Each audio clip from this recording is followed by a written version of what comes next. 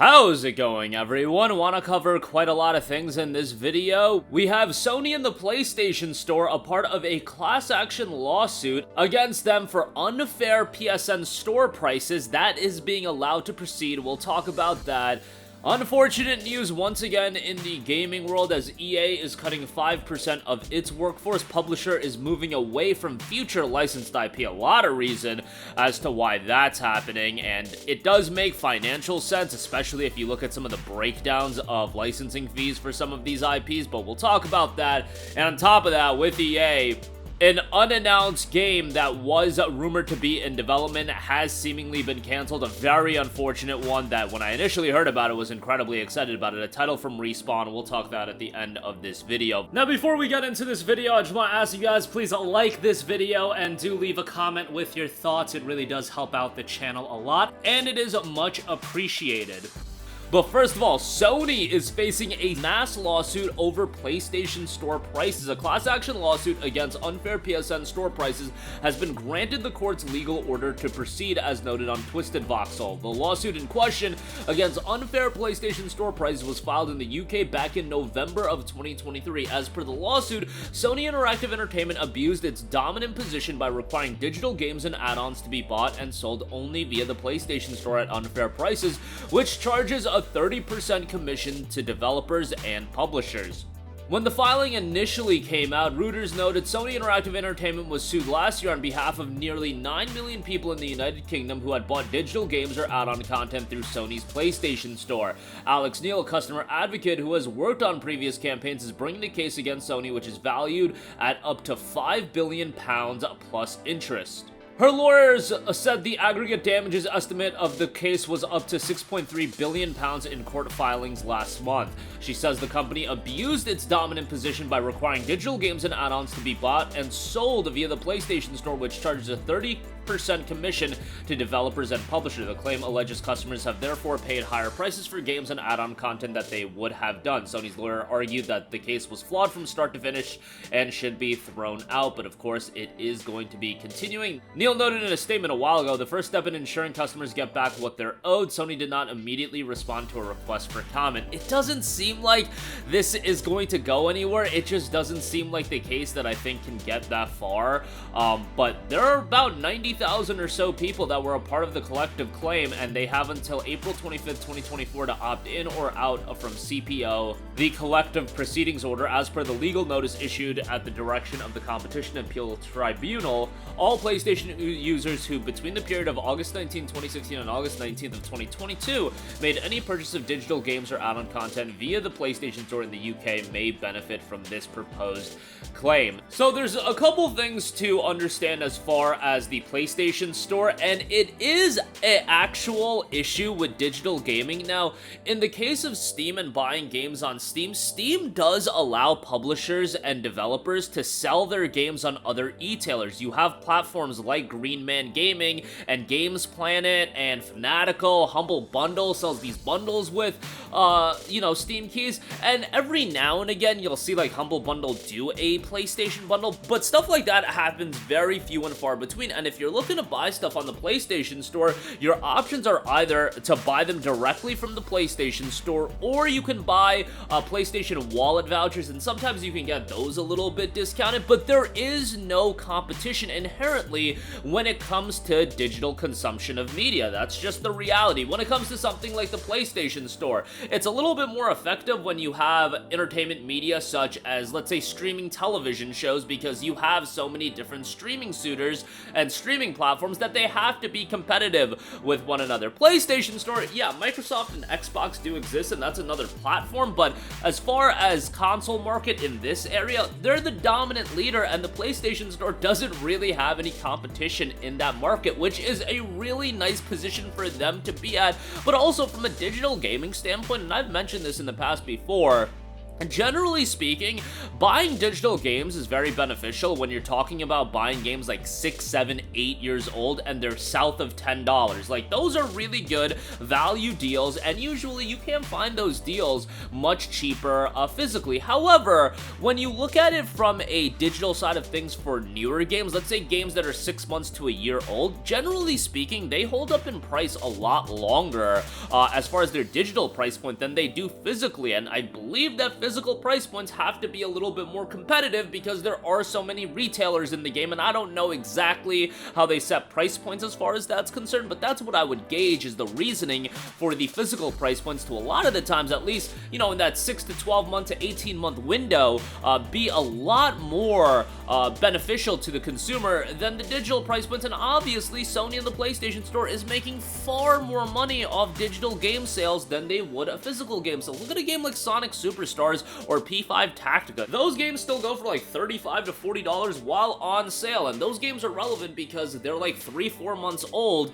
Both of those games have been on sale physically for $20, so like something like that is an area where I look at where I'm just like, you know, it is advantageous for Sony, PlayStation Store, and digital storefronts outside of Steam in general to not have a lot of competition because they can set the price points however the hell they want to, and if you're buying digitally, you're kind of locked into buying content from the PlayStation Store. Again, your best bet is to buy digital wallet voucher codes, and that's it. And a lot of people will question, hey, why aren't digital games cheaper than their physical counterparts? Well, there's a very big issue with that in terms of releasing a game, because Sony does, like Final Fantasy VII Rebirth is coming out. A lot of people are going to buy that game digitally, and guess what? Financially, it behooves them for you to buy a digital copy of that game because they're going to see more money on the back end.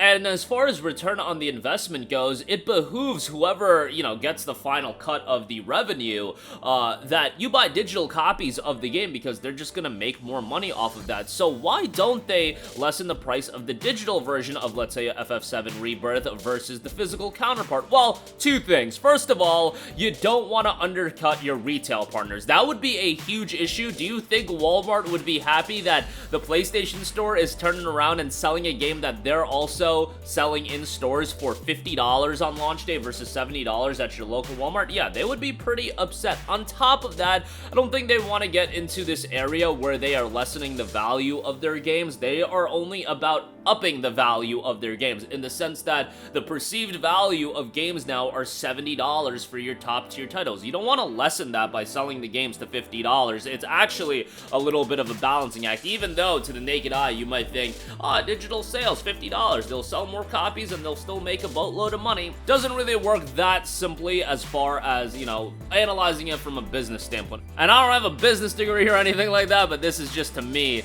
common sense, and they're trying to make the most money possible. So undercutting your retail partners, obviously, you don't want to do, and you want to keep the heightened value of the game. We'll see if this goes anywhere. To me, this screams like something that isn't going to go anywhere, but whenever, you know, PlayStation's getting sued, that's definitely something to follow. All right, moving on from that, the awful news of 2024 continues. Electronic Arts has announced today that it is laying off approximately 5% of its employees as it leans in on the parts of the business it feels will be the most successful in the years to come. In the most recent annual report, the publisher gave its headcount as 13,400 people as of the end of March of 2023. That would mean about 670 job cuts are coming. That's so unfortunate given we just had 900 job cuts at Sony and PlayStation, and now another 670 at EA. The cuts are just a part of the company's restructuring plan, which also includes closing down some of the office and sunsetting certain live games like the previously announced shutdown of MLB Tap Sports and F1 Mobile Racing, as noted on GamesIndustry.biz. In a note to staff, EA CEO Andrew Wilson noted the company is moving away from the development of future licensed IPs that we do not believe will be successful in our changing industry.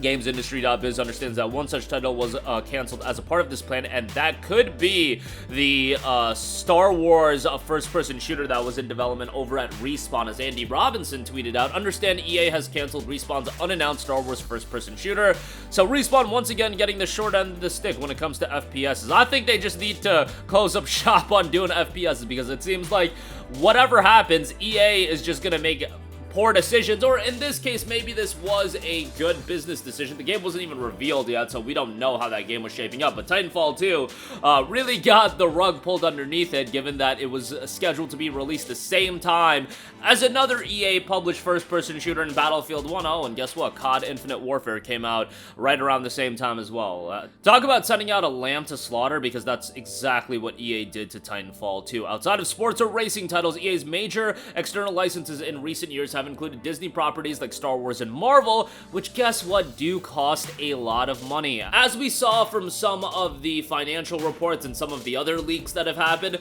there are hefty fees that you have to pay as far as licensing goes, and obviously that's the game you play with licensing fees, and I understand why it happens, but man, some of the fees you gotta pay are exponentially high, and for every Marvel Spider-Man that you're gonna have that is incredibly lucrative, you're gonna have titles like Marvel's Avengers that you still have to pay a pretty hefty licensing fee, but the game doesn't turn out all too well, so something to consider there as far as that's concerned. Properties like Star Wars and Marvel, and again, they do have a Black Panther and Iron Man game, and EA representative confirmed both Black Panther and Iron Man remain in development.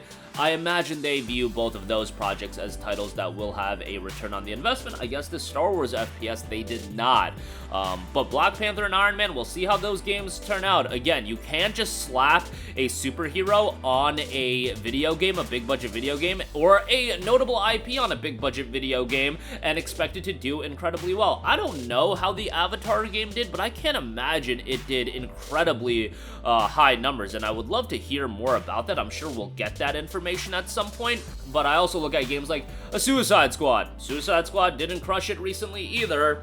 Marvel's Avengers didn't crush it either recently, so I could definitely understand why EA would view licensed titles as a gigantic risk, but at the same time not always giving you a return on that said investment. So interesting notes there. Really, the most unfortunate thing is the 5% cut as far as the workforce is concerned. That's 670 jobs. It's a lot of families being affected, and hopefully everybody finds their footing there. Wilson said the publisher deeply considered every option to try and limit impacts to our teams. He also added that informing people of those impacts is a process that should be largely completed by early next quarter, so take that for what you will. But that is going to do it for me. Again, Sony and the PlayStation Store are being sued for PlayStation Store prices, a $7.9 billion mass lawsuit. We'll see how far that goes, but I can't see it going that far. EA is cutting 5% of its workforce as nearly 700 jobs are going to be cut, which is super unfortunate. At least that's going by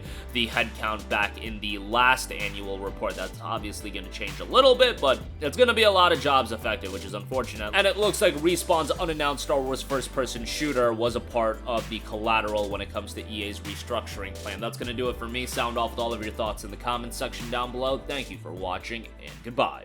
Hey guys, we hope you enjoyed the video, and if you did, make sure to hit the subscribe button, and if you're already subscribed, do us a favor and hit the bell icon. This way you'll be notified whenever we post a new video. That's the best way to keep up with all of our uploads, and we usually try to upload 2 videos a day. And with the bell icon hit, you'll be notified whenever we do upload a video. As always, thanks for watching.